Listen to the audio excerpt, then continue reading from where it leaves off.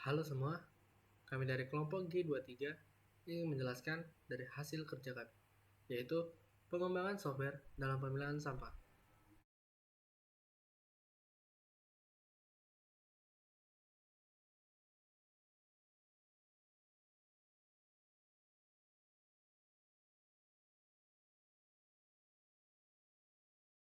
Di sini saya akan menjelaskan latar belakang masalah tersebut.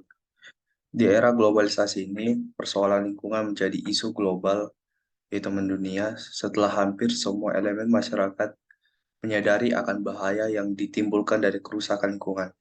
Elemen masyarakat ini maksud misalnya adalah dimulai dari status sosial, peranan sosial, kelompok masyarakat maupun institusi.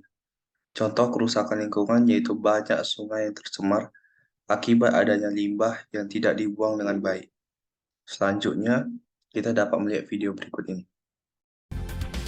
5 Juni diperingati sebagai Hari Lingkungan Hidup Sedunia. Ironis, kondisi laut Indonesia kini berada dalam situasi kurang beruntung. Beberapa titik sudah jadi tempat pembuangan sampah. Koresponden lingkungan Silvano Hajid mengajak kita untuk melihat apa yang terjadi dengan laut Indonesia selama setahun terakhir. Sampah plastik mengapung di pantai Tanjung Karang, Kabupaten Donggala, Sulawesi Tengah. Ikan seperti melihatnya sebagai makanan. Dahulu pantai ini bagai surga.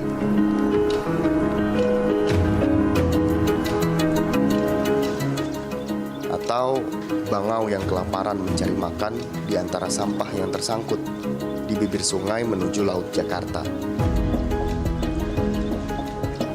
Sampah-sampah ini terbawa aliran sungai mulai dari hulu.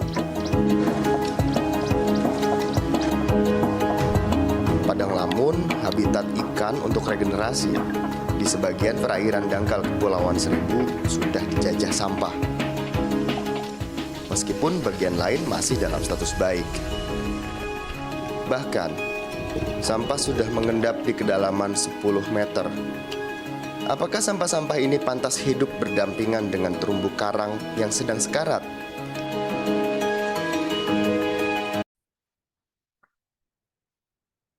Selanjutnya, produk yang disarankan.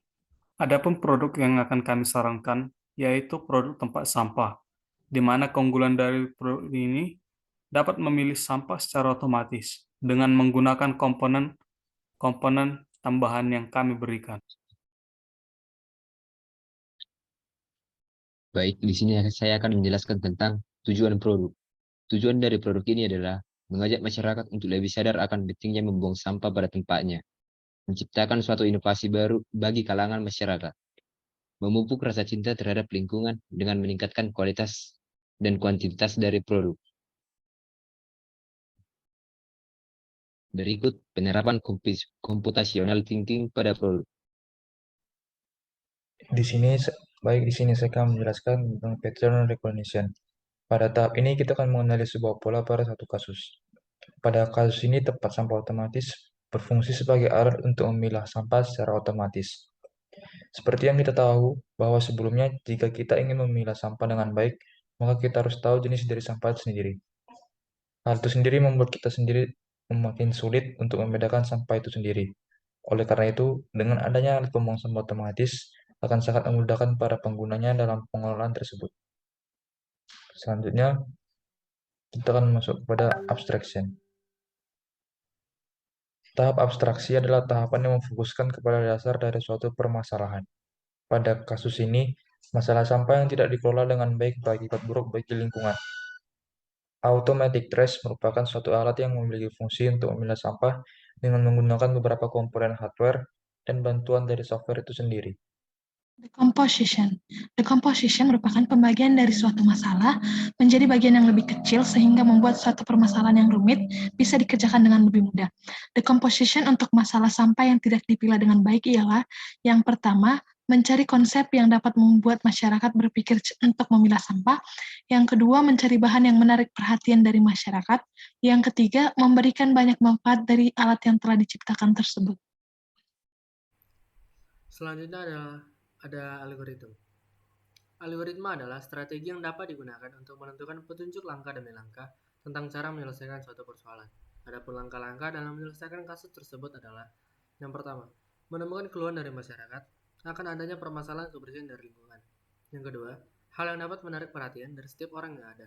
Yang ketiga, pada kasus ini, kita dapat mengetahui pemodal yang cocok, yaitu alat yang menggunakan masyarakat dalam memilah sampah secara otomatis. Yang keempat, menyiapkan alat dan bahan sesuai standar dari Indonesia. Yang kelima, menyiapkan desain dan bentuk yang dapat menarik perhatian masyarakat. Yang keenam, melakukan uji coba terhadap alat tersebut. Dan yang terakhir adalah membuat pameran dari barang tersebut dan memberikan penyuluhan serta manfaat dari produk tersebut. Sekian dari hasil presentasi kami kelompok G23 mengucapkan terima kasih.